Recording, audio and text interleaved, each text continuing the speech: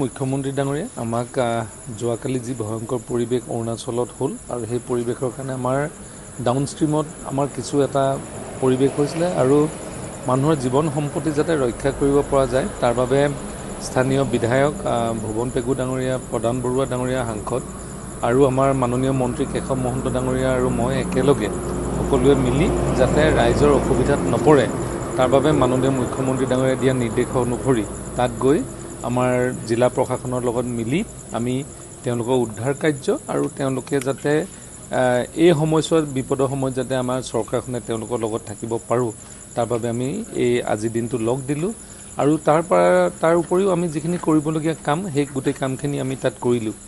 আজি মাননীয় মুখ্যমন্ত্ৰী ডাঙৰীয়াই নিৰ্দেশ দিলে আমাৰ স্থানীয় বিধায়ক গহপুৰৰ উৎপল বৰা ডাঙৰীয়াৰ অঞ্চলতো যথেষ্টখিনি আমাৰ বানপানী এটা সমস্যা আছে, বিশেষকৈ আমাৰ নগৰৰ মাজেদি যিখন আমাৰ চট্ৰং নদীক লৈ কিছু এটা সমস্যা আছে। ইতিমধ্যে যথেষ্ট তেখেতে কাম কৰিলে, সেইকাৰণে আমি চট্ৰং নদীৰ ভয়াৱহতাৰ পৰা অকণমান সকাহ পাইছোঁ আৰু কৰিবলগীয়া কাম আছে।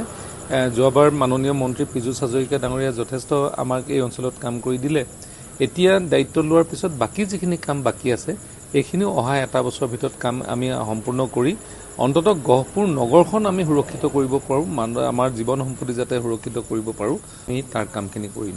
ধেমাজি চিমেণ্ট চাপৰি আদি অঞ্চলত বহু লোক বানাক্ৰান্ত হৈছে, তেওঁলোকক পুনৰ সংস্থাপনৰ বাবে চৰকাৰে ইতিমধ্যে গোটেইখিনি আমাৰ কৰিলেই। আমাৰ যিজন মানুহ আমি এতিয়াও নিৰুদ্দেশ হৈ আছে তেখেতসকলৰ পৰিয়ালৰ কাৰণে বা তেখেতক উদ্ধাৰৰ কাৰ্যৰ কাৰণে আমি চেষ্টা চলাইছোঁ।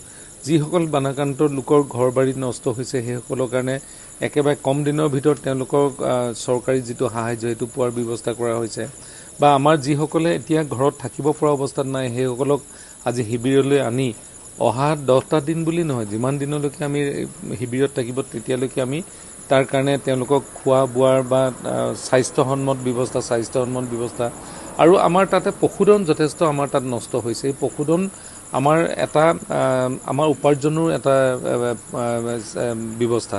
সেই পশুধন যাৰ নষ্ট হৈছে তাৰ কাৰণে আজি এছেছমেণ্ট আৰম্ভ কৰিছে আৰু খুব কম দিনৰ ভিতৰত আমাৰ সাধাৰণ ৰাইজে যাতে এই দুৰ্যোগৰ সময়ত তেওঁলোকে যিখিনি হেৰুৱাইছে সেইখিনিক যাতে আমি সকাহ দিব পাৰোঁ তাৰ বাবে ব্যৱস্থা গ্ৰহণ কৰা হৈছে।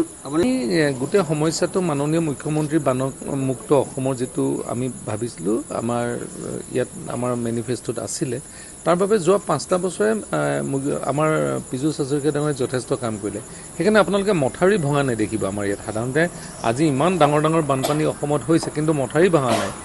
হয়, তাতে আমাৰ গৰাখহনীয়া সমস্যা একেবাৰে সমাধান নাই।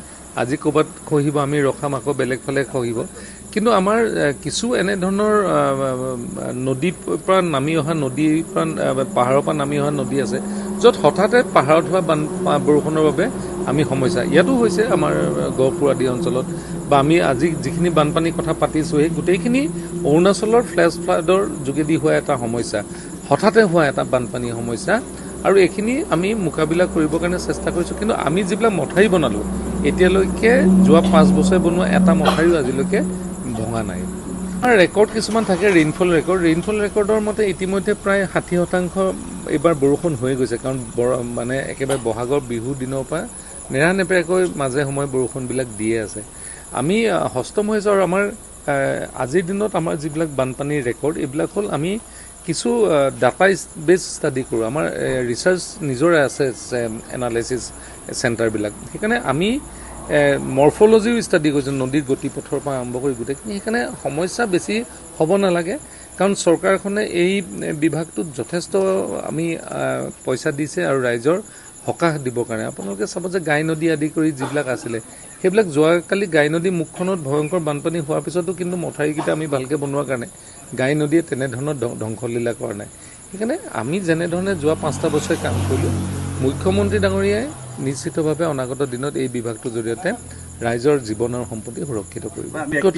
পাৰ্থক্যটো এক্টিভ হোৱাৰ কাৰণটো কি, আগতে আমি ৰাইজৰ ওচৰলৈ যাবলৈ বস্তু বিচাৰি পেলাই অৰ্থৰ অভাৱৰ কাৰণে ৰাইজৰ ওচৰলৈ যাওঁতে ৰাইজৰ খং বাঢ়ি গৈ থাকে। এতিয়া আপোনালোকে চাব যে আমি যোনদিনাখন বানপানী হৈ থাকে আমি সেই সময়তে ৰাইজৰ মাজতে থাকোঁ, বিধায়কেই হওক বা মন্ত্ৰী পিছত গৈ পায়গৈ বা যোন হওক। কাৰণটো কেলৈ আমি হস্তম হৈ থাকোঁ কাৰণে আজি ৰাইজে ক'তো এনেধৰণে আমাক বেলেগ ধৰণে বেয়াকৈ মন্তব্য দিয়া নাই, য'ত আমি বানপানীৰ সময়ত তেওঁলোকক সকাহ দিয়াৰ ক্ষেত্ৰত দেৰি কৰিছোঁ। কাৰণ যেতিয়া হয় লগে লগে তেওঁলোকক শিবিৰলৈ অনা হয়, শিবিৰলৈ অনাৰ লগে লগে যিখিনি প্ৰয়োজনীয় সামগ্ৰী সকলোখিনি দিয়া হয়, যিখিনি বানপানী নষ্ট কৰে তাৰ কাৰণেও আমি হস্তম হৈ থাকোঁ।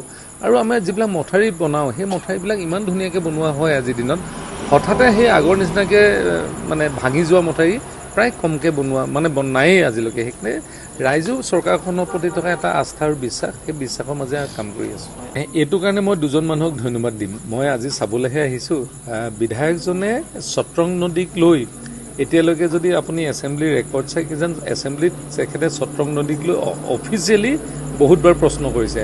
আৰু আন অফিচিয়েল যিহেতু চৰকাৰখন আমি যোৱা 10টা বছৰ পালোঁ, এই সময়তে মানে এজন সফল মন্ত্ৰী অসমৰ পীযুষ হাজৰিকা ডাঙৰীয়া আৰু আমাৰ বিধায়ক মহোদয় মিলি চট্ৰং নদীৰ 60% সমস্যা সমাধান কৰিলে। বাকী 40% আছে। এই 40% সমস্যা এই এটা বছৰৰ ভিতৰত আমি সমাধান কৰিম আৰু তাৰ কাৰণে আমি অহা কাইলৈ এই অঞ্চলবিলাক পৰিভ্ৰমণ কৰিম। পানপুৰ অঞ্চলত অলৰেডি আমাৰ টেণ্ডাৰ হৈ গ'ল আৰু পানপুৰ অঞ্চলৰ যিটো পাৰ্মানেণ্ট প্ৰটেকশ্যনৰ কাম সেইটো এই বানপানীৰ পিছতে কৰিম। এতিয়া পানপুৰ অঞ্চল ৰক্ষা কৰিবৰ কাৰণে যিটো ফ্লাড ফাইটিং বা ফ্লাড ড্ৰিল, তাৰ কাৰণে আমি যথেষ্ট সামগ্ৰী পঠাইছোঁ আৰু এই সামগ্ৰীখিনিয়ে যথেষ্ট এই বানপানীটোৰ সময়ছোৱাত আমি এই গৰাখহনীয়াটো যেনে তেনে ৰাখি থ'বলৈ। তাৰপিছত আমাৰ তাতে ADB বেংকৰ ইতিমধ্যে টেণ্ডাৰো হৈ গ'ল আৰু বানপানীৰ পিছতে কামখিনি আৰম্ভ কৰা হ'ব। আপুনি বিচৰা বাতৰি পাব কেৱল নিউজ 18 এপত। নিউজ 18 এপ ডাউনলোড কৰিবলৈ স্কেন কৰক এই QR কোড। গুগল প্লে ষ্টৰতো পাব এই নিউজ 18 এপ।